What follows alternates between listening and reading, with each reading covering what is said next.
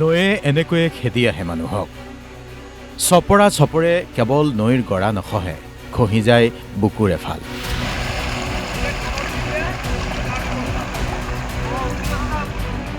ডিব্ৰুগড় জিলাৰ মোহনাঘাট টিংখালী ভাঙাআলি অঞ্চলত ব্ৰহ্মপুত্ৰৰ খহনীয়াই প্ৰতিদিনেই যেন বুকুত খুন্দিয়াইছে ডিব্ৰুগড়বাসীক। বছৰ বছৰ ধৰি ঘৰ বাৰী ভেটি মাটি শ শ বিঘা উৰ্বৰ কৃষিভূমি নদীয়ে কাঢ়ি নিছে।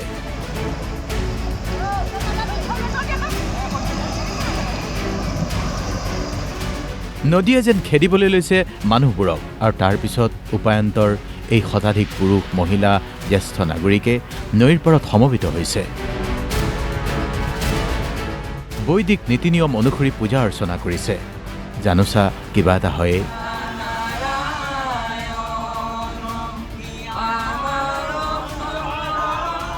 ফল-মূল, তামোল পাণৰ টোপোলা, বিভিন্ন নৈবেদ্য আগবঢ়াই মহাবাহু ব্ৰহ্মপুত্ৰৰ ওচৰত আঁঠু লৈছে এইসকল ভক্তই। প্ৰতীকী ৰূপত কলৰ ভূৰ উটুৱাই দিছে ব্ৰহ্মপুত্ৰৰ বুকুত।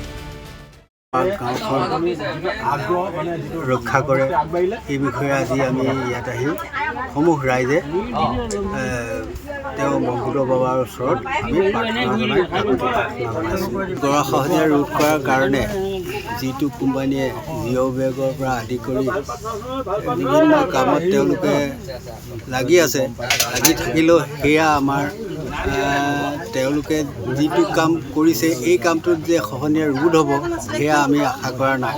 যিহেতু তেওঁলোকে জিঅ' বেগ দিছে, জিঅ' বেগ যি ধৰণে দিব লাগে জিঅ' বেগ, সেই জিঅ' বেগ ইয়াত দিয়া হোৱা নাই। বিগত ৫টা দশকেই ব্ৰহ্মপুত্ৰৰ খহনীয়াই মোহনাঘাট টিংখাং ভঙাআলি অঞ্চলত ব্যাপক ধ্বংসযজ্ঞ চলাইছে। জলসম্পদ বিভাগে খহনীয়া প্ৰতিৰোধৰ বিভিন্ন আঁচনি লৈছে, কিন্তু খহনীয়া অথবা নদীয়ে এইবোৰ যেন ভ্ৰূক্ষেপেই নকৰে, খেদি আহে নৈপৰীয়া মানুহক। ইয়াৰ থ্ৰুৱেদি চৰকাৰকো আমি অনুৰোধ জনাওঁ যাতে এইটো সেই ৰৌমূৰীয়া অকলেণ্ডত যিটো গৰাখহনীয়া ৰোধ হৈছে সেইমতে ৰোধ কৰিব পৰাকৈ তেওঁ তেনেকুৱা ব্যৱস্থা কৰিলে আমি ভাল পাম।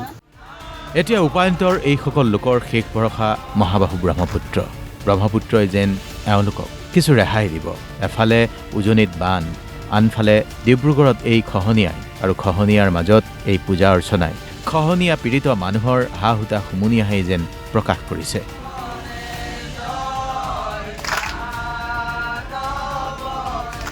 ডিব্ৰুগড়ৰ পৰা ৰাতুল গোহাঁইৰ ৰিপৰ্ট, DY 365।